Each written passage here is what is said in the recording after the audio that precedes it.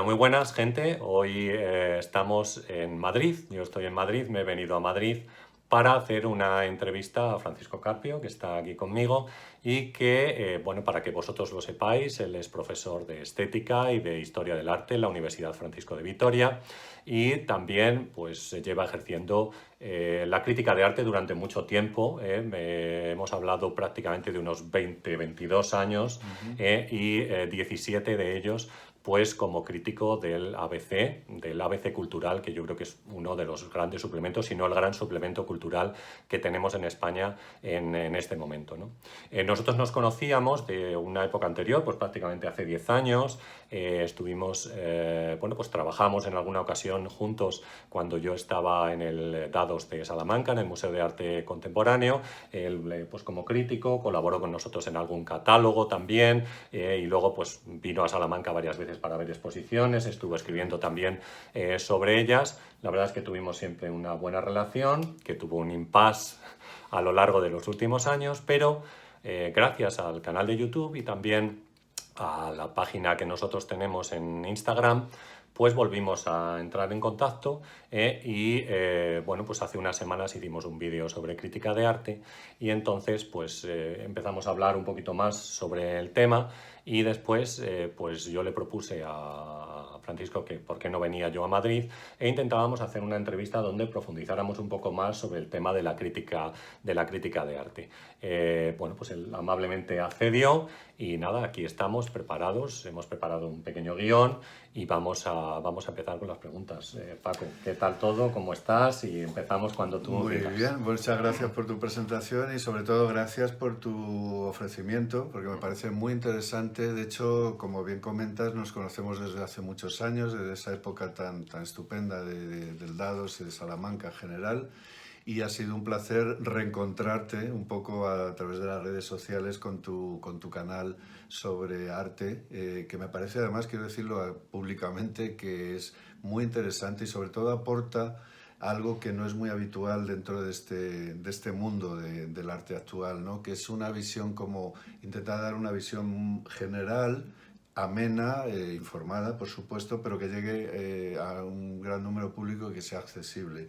Y yo creo que es algo que ahora debatiremos un poco en torno a la crítica de arte, es algo muy importante y muy necesario en el sector del arte contemporáneo. De manera que las gracias te las doy a ti, es un placer estar aquí Bueno, contigo pues y con todos sí, ustedes.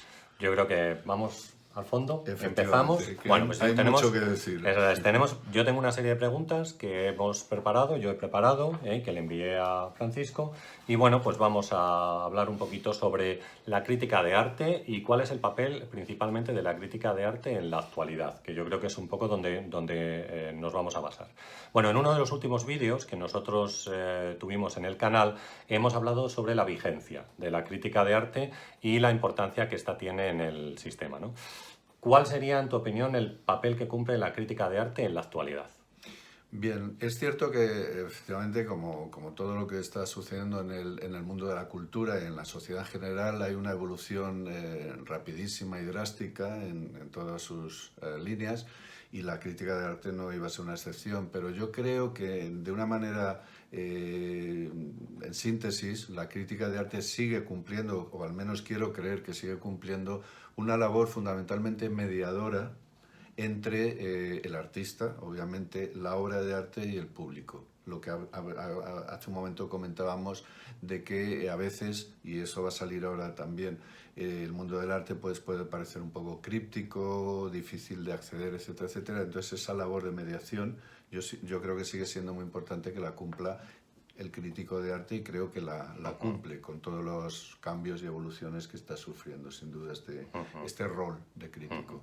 Yo creo que así comienza también, ¿no? Es decir, la crítica de arte Efectivamente, empezó como una mediación efectivamente. y bueno, pues tú hablas de esa vigencia de la mediación que yo creo que es muy importante, es decir, esa conexión entre el autor, la obra y el público. Efectivamente, nos podríamos incluso retrotraer al Renacimiento, ¿no? Con el círculo neoplatónico y, bueno, pues Ficino, Poliziano o incluso luego Vasari son esos primeros mediadores entre lo que es la obra y el público y luego, obviamente, como en uno de tus vídeos bien señalas, lo que es la crítica de arte de una manera más cercana a lo que hoy en día conocemos aparece en el siglo XVIII con los salones y con figuras como Diderot, D'Alembert y los enciclopedistas, y en realidad nunca ha dejado de tener esa función, como insisto, de mediación entre la obra de arte del artista y el público, cada vez más, puesto que cada vez más la obra de arte se hace más compleja, más difícil de leer, y necesita una serie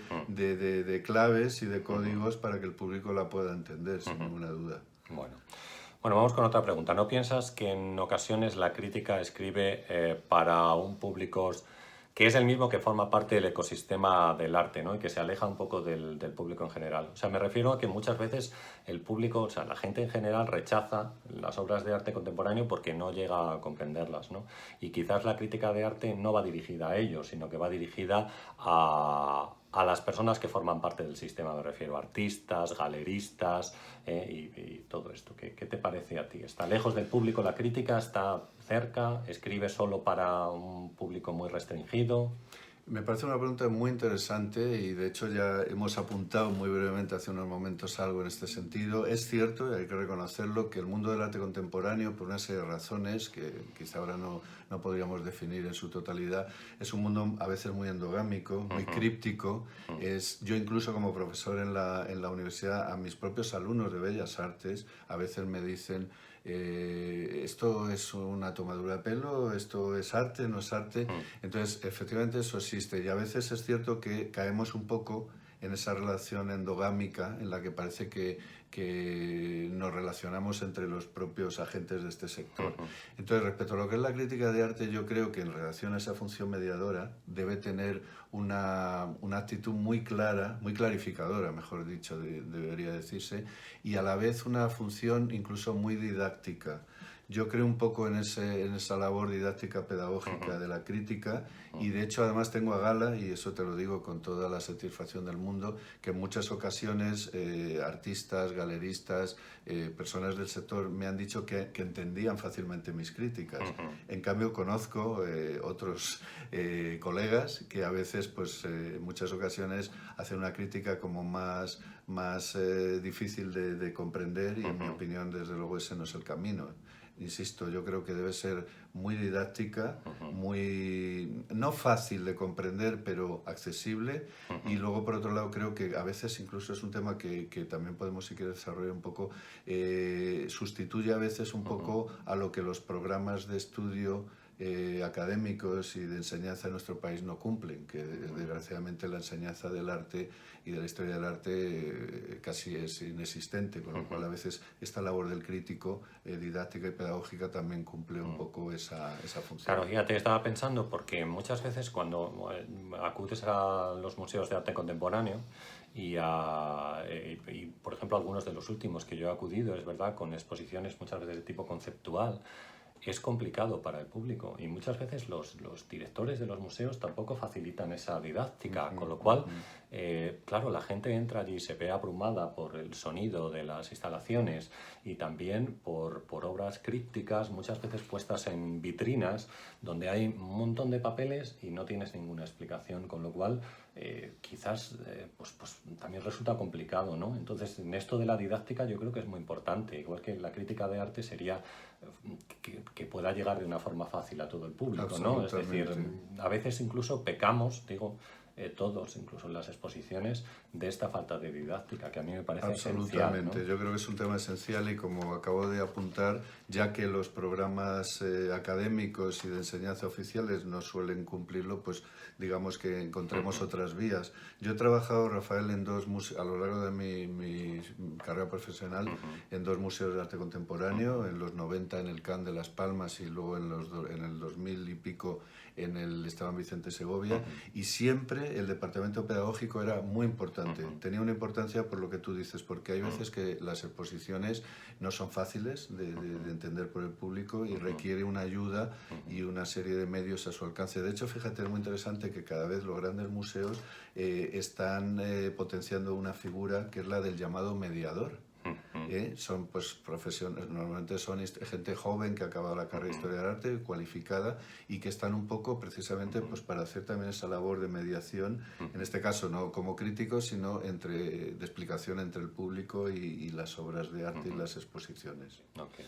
Bueno, vamos a otra cosa, vamos al soporte de la crítica de arte actualmente, ¿no? Es decir, y vamos a hablar un poco de las redes sociales y la función que cumplen las redes sociales dentro de la crítica de arte. En mi opinión, el papel pues parece que está en decadencia, ¿no? Cada vez se venden menos periódicos y revistas en papel. Bueno, muchas revistas de hecho desaparecieron después de la crisis del año 2008. Me refiero a revistas especializadas en arte contemporáneo.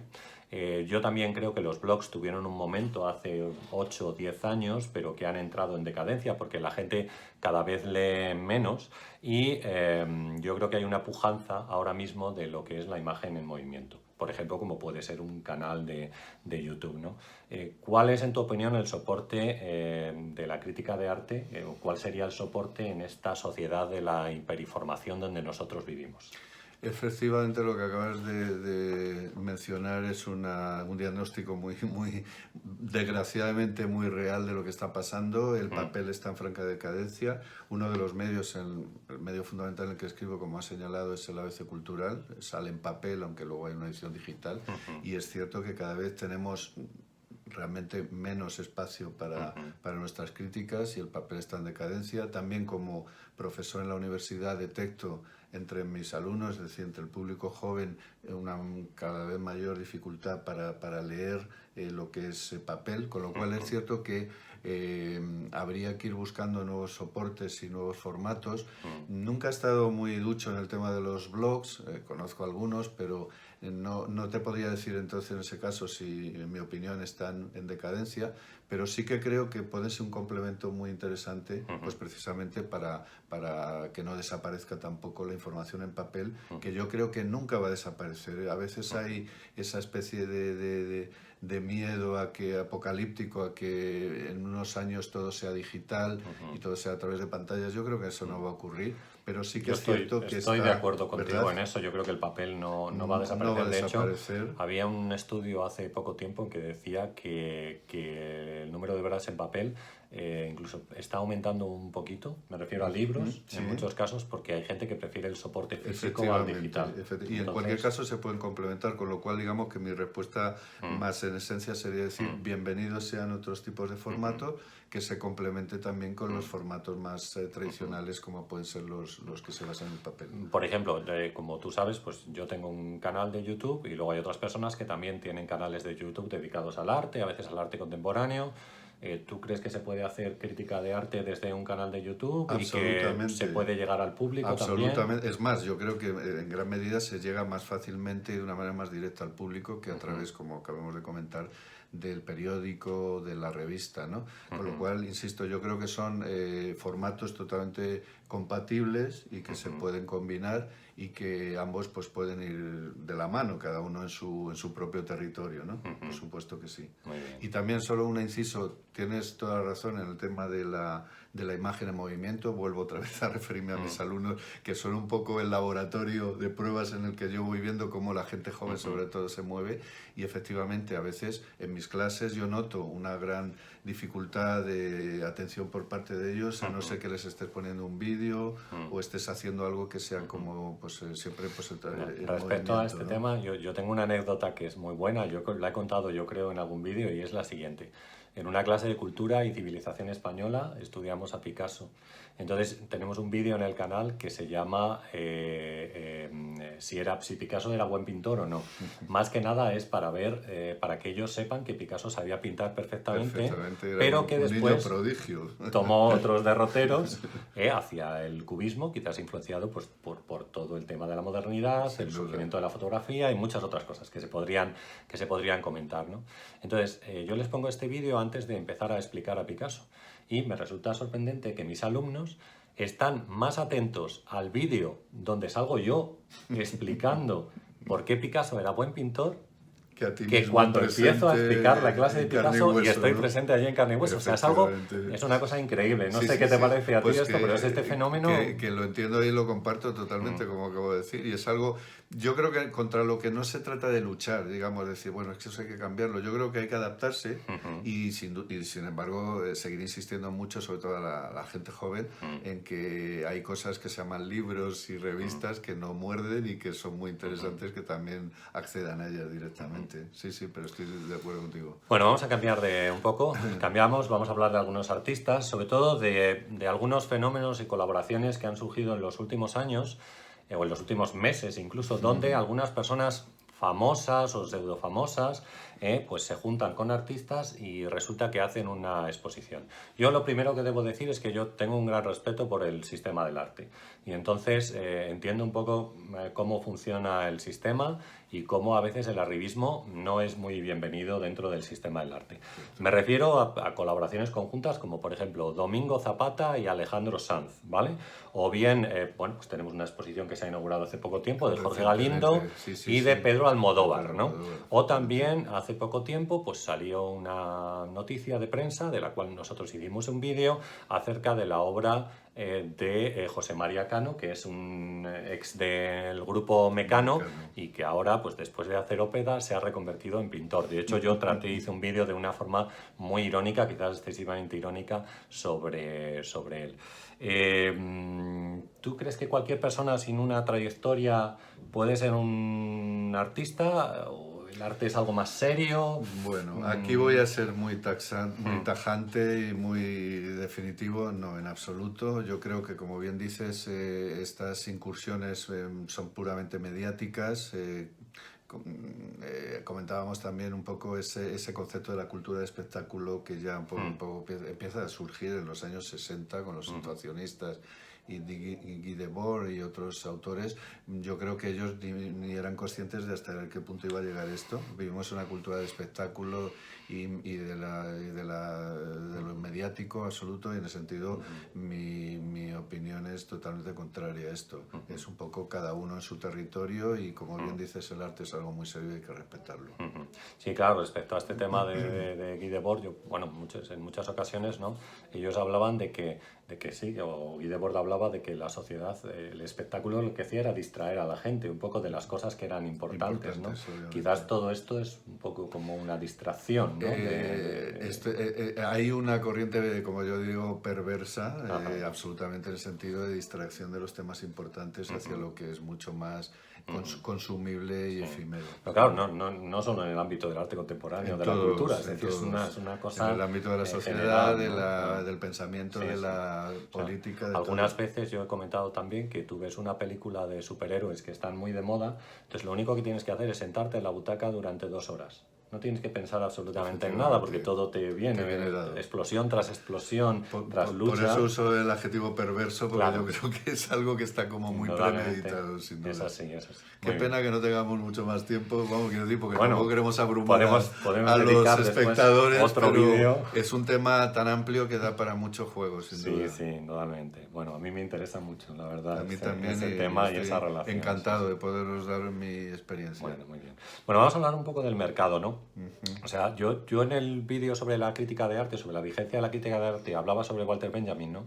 Y Walter Benjamin decía que era imposible la convivencia de la crítica de arte y el mercado, ¿no? Es decir, porque la crítica valiente a veces va a chocar con todo lo que tiene que ver con el mercado y con la economía y con, bueno, la finalidad que muchas veces tienen las obras de arte, que es la venta, ¿no? Donde juegan una parte importante tanto las galerías como los coleccionistas de arte, bien sean institucionales o bien personas físicas, ¿no? Se observa a veces que el juicio crítico pues ha sido desplazado en muchas ocasiones por una simple descripción, una descripción que es inofensiva y que así no ataca ni a las galerías ni a los museos donde estas obras de arte, pues estas exposiciones tienen lugar, ¿no? En muchos casos, incluso a veces en periódicos, directamente se hace un corta y pega de la nota de prensa y entonces así pues no se daña a la institución. ¿Cómo ves tú toda esta situación? ¿Es posible que la crítica se haya vuelto blanda en algunos aspectos para adaptarse al mercado? o en cambio, bueno, a veces hablamos de crítica valiente, pero bueno, la crítica valiente pues no significa que tú no puedas decir que una obra o un artista pues no está cogiendo el camino correcto, ¿no? Efectivamente, bueno, cuéntame un poco cuál es tu que es opinión. un poco, como decimos, una de las funciones de la crítica. Bien, yo creo que realmente no vamos a ser ingenuos o inocentes, y yo, en mi experiencia personal, he podido constatar en numerosas ocasiones cómo una buena crítica tiene un impacto y una influencia súper positiva a nivel de mercado y de marketing, pues sobre todo si es una galería de arte, obviamente. Si es un museo o un centro de arte, pues el impacto es más bien de asistente, de público, pero efectivamente eso existe. También quiero decirte que personalmente, solo puedo hablar por mí, siempre he intentado hacer una crítica lo más honesta posible, si no creo que es que no sería nunca crítica, y que nunca he encontrado tampoco, y eso debo decirlo, ningún obstáculo en ese sentido o ningún tipo de, digamos, de presiones o de intereses de decir, bueno, mira, por favor, hazme una buena crítica porque voy a vender mucho más o cosas por el estilo. Eso nunca sería concebible. Podría pasar, pero luego yo no conozco ningún caso. Y luego el otro tema que es también muy interesante que has comentado, el tema de lo que yo llamamos el reseñismo. Efectivamente, es un tema que habría que analizar muy en profundidad, porque yo creo que el gran problema del reseñismo, es decir, lo que tú dices, que muchas veces no se hace una crítica, sino lo que se hace es simplemente una mínima reseña bastante inocua sobre lo que es un proyecto expositivo, tiene que ver con ese carácter tan efímero y tan inmediato de los medios de comunicación, que es donde normalmente colaboramos, escribimos. Yo personalmente, te digo, os puedo decir que a veces es que no tengo materialmente tiempo para preparar una crítica, porque veo una exposición y a lo mejor ese mismo día ya la tengo que entregar, con lo cual imaginaros la dificultad de poder hacer algo que sea como más sosegado, Para poder hacer una reflexión, una ¿no? reflexión auténtica. Sí. Ese es uno de los grandes problemas, yo creo. Eso cambia, por ejemplo, cuando, por ejemplo, pues escribes para un medio a lo mejor pues mensual, que también escribo para varias revistas de arte, o cuando escribes para un catálogo de una exposición, con lo cual siempre tienes mucho más tiempo de hacer una reflexión mucho más sólida y más sosegada. Claro. Pero sí es cierto que el reseñismo está presente, y en muchos casos, normalmente no se trata de críticos profesionales, pero sí que vemos en muchos medios como directamente lo que tú dices, vamos, es que no es ni corta y pega, es que directamente colocan la nota de prensa y yo creo sin que, más. fíjate, yo creo que ese es un fenómeno que hablamos de arte contemporáneo, pero a veces eso se da en todos los ámbitos. En todos los ámbitos de la cultura, tú haces, del conocimiento, pero en sí. general, o incluso con la política.